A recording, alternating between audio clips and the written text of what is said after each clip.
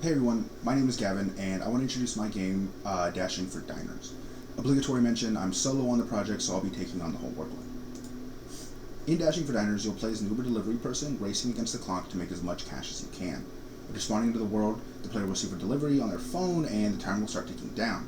Every delivery they can make in the allotted time earns them money, but also increases the difficulty.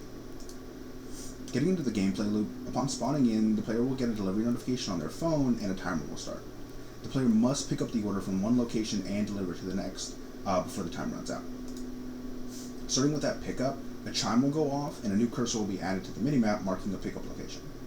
Once the player picks up the order, a vibration will go off, and that means that his minimap has changed and it marks the delivery location. Finally, if they're able to make the delivery in time, the loop resets and a tighter time constraint will be set.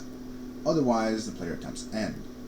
And that brings us to game states. So I chose 3 distinct game states. Main menu, it'll contain high scores and a single start button, almost an homage to the arcade games.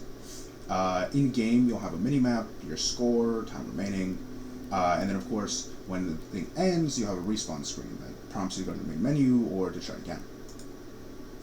So player interactions will also be very important. Obviously, the NPCs need to be able to let you pick up and drop off deliveries, but I wanted to add more. So as a stretch goal, I'm introducing crime.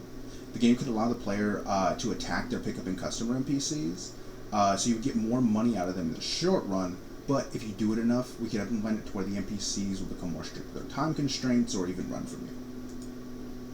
So, sounds will also be very important. The phone chime and phone vibration will end up being signals for you to go look on the map, but I also think ambient city sounds would really add to the game.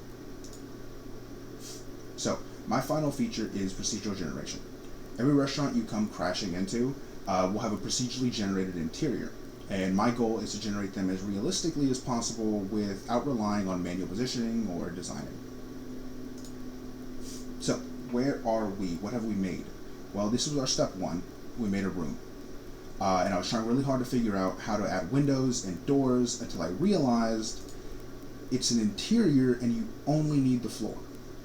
So that took up a good portion of my time, but it was a really good learning experience. So moving on from there, we ended up having to carve out spaces in the room for furniture to be built in procedurally, right? And then after that, we went ahead and actually built those out. That's not the only thing I've been working on. I also started the heads-up display, which you can see is your phone, and you have a mini-map.